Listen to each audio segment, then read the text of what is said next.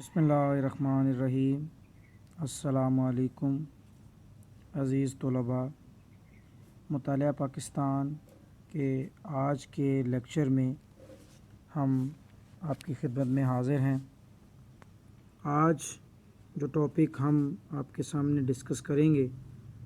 वो है कायद-ए-आज़म रहमतुल्लाह अलैह के 14 नुकात 1929। कायद-ए-आज़म रहमतुल्लाह अलैह के 14 नुकात मुसलमानों की सियासी तारीख़ और तहरीक पाकिस्तान में एक संग मील की हैसियत रखते हैं। कायद-ए-आज़म के 14 नुकात 1929 में मंज़र आम पर आए और ये नेहरू रिपोर्ट जो कि 1928 में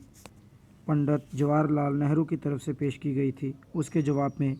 लिखे गए थे। आप देख सकते हैं कि नेहरू रिपोर्ट जब पंडित जवाहरलाल नेहरू ने लिखी,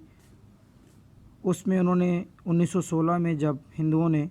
मुसलमानों के जुदागाना तरीके इंतखाब के हक़ को मान लिया था, यानी मुसलमानों को एक अलहदा कौम तस्वर कर लिया था और उनके अलहदा जुदागाना इंतखाबात यानी मुसलमानों का नुमाइंदा इंतखाबात में खड़ा हो सकता है और उसको मुसलमान कम्युनिटी वोट कर सकती है,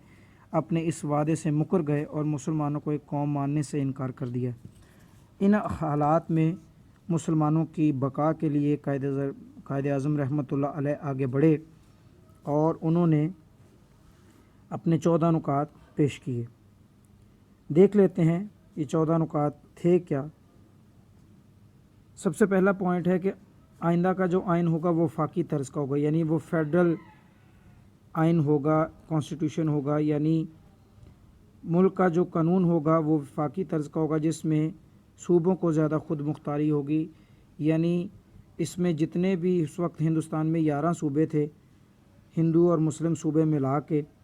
तो कहा गया कि ये आइन तमाम हिंदुस्तान के सूबों के लिए होगा, किसी एक सूबे के लिए नहीं होगा। ये फेडरल, जैसे आज हमारे मुल्क में पाकिस्तान में मौजूदा बात की जाए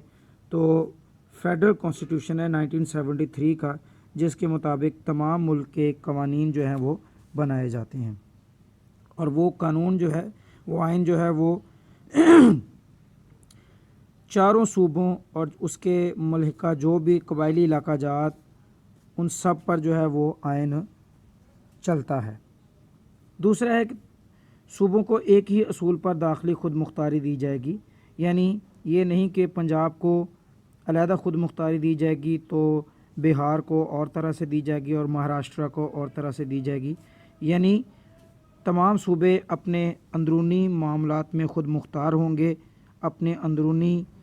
मामलात में अपने सलाह मशवरे से ख़ुद तय करेंगे, उसमें उनको कोई पूछ गिछ नहीं होगी। जैसे पाकिस्तान की बात की जाए तो इस वक्त 18वीं तरमीम के बाद तमाम सूबे अपने मामलात में आज़ाद हैं। आइन में जो 18वीं तरमीम की गई है उसमें बहुत सारे शोबे जो है वो सूबों को दे दिए गए हैं कि वो सूबे उन मामलात को, उन शोबों को ख़ुद मुख्तारी से चलाएं, उनको उसमें किसी किस्म की रोक टोक नहीं है। फिर सूबों में अक़लियतों को नुमाइंदगी दी जाएगी, सूबों में अक़लियतों को नुमाइंदगी दी जाएगी, यानी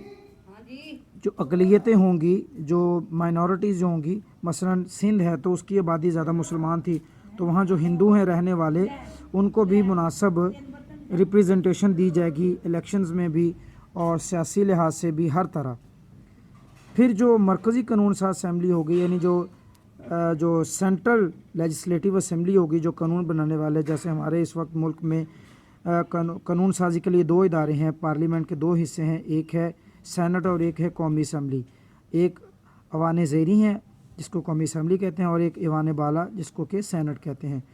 तो उस वक्त कहा गया कि जो मरकज़ी असम्बली है उसमें मुसलमान मेंबरान की तादाद 1/3 से कम, यानी जो असम्बली के मेंबरान है उसमें कम अज़ कम मुसलमानों की तादाद 1/3 होगी। फिर ये जो जुदागाना इंतखाब का असूल है हर फ़िरके पर लागू होगा, यानी हर फ़िरका, चाहे वो मुसलमान हैं, चाहे वो क्रिश्चियंस हैं, हिंदू हैं,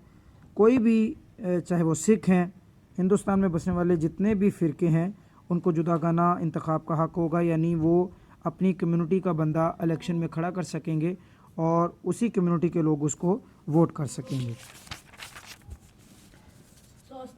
صوبوں کی حدود میں کوئی ایسی تبدیلی نہ کی جائے گی جس سے پنجاب اور شمال مغربی سرحدی خیبر پختونخوا کی اکثریت متاثر ہو۔ یعنی پنجاب، بنگال اور جو شمال سرحدی صوبہ جس کو آج کل خیبر پختونخوا کہتے ہیں، وہ مسلمان صوبے تھے، ان کی آبادی زیادہ مسلمان تھی، تو کہا گیا کہ ان کو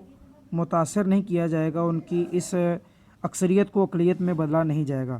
اچھا، تمام لوگوں کو یکساں آزادی ہوگی، لوگوں کو یعنی ہندوستان میں جتنے بسنے والے لوگ ہیں ان سب کو یکساں آزادی ہوگی، یکساں آزادی ہوگی۔ اگر کوئی مسودہ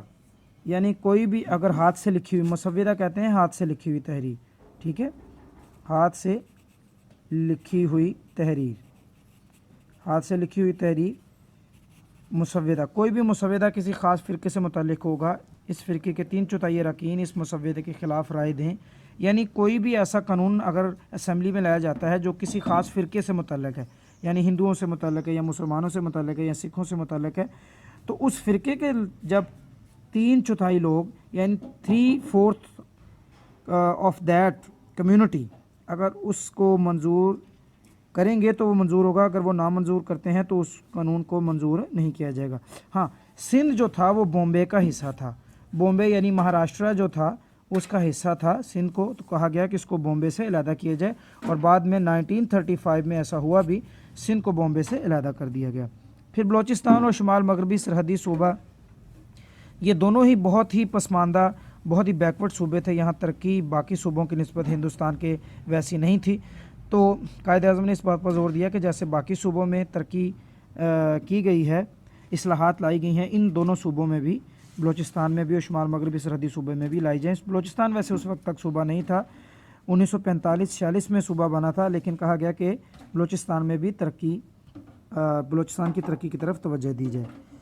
پھر آگے کہا گیا کہ سرکاری ملازمتوں میں مسلمانوں کو برابر کا حصہ نہیں دیا جاتا تھا، کہا گیا کہ جتنی مسلمانوں کی آبادی کا تناسب ہے اس حساب سے جب بھی کوئی جاب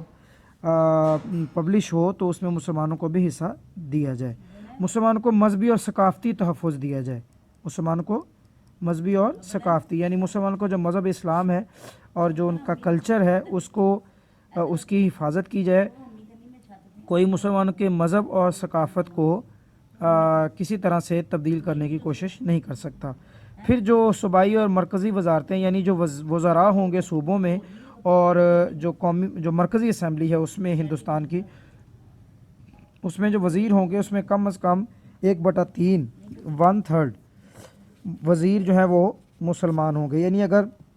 100 وزراء کی اسمبلی ہے تو اس میں سے 33 وزیر مسلمانوں کے ہونے چاہیے۔ اور پھر کہا گیا کہ آئین میں صوبوں کی مرضی کے بغیر کوئی تبدیلی نہ کی جائے گی، یعنی اگر آئین جو ہندوستان کے لیے بنے گا، جو مرکزی آئین بنے گا، وہ صوبے اس کو منظور کریں گے تو وہ منظور ہوگا، صوبوں کی مرضی کے بغیر اگر اس میں تبدیلی کی جاتی ہے تو صوبوں سے پوچھا جائے گا، ادروائز اس میں تبدیلی نہیں کی جائے گی۔ تو یہ تھا آج کا ٹاپک۔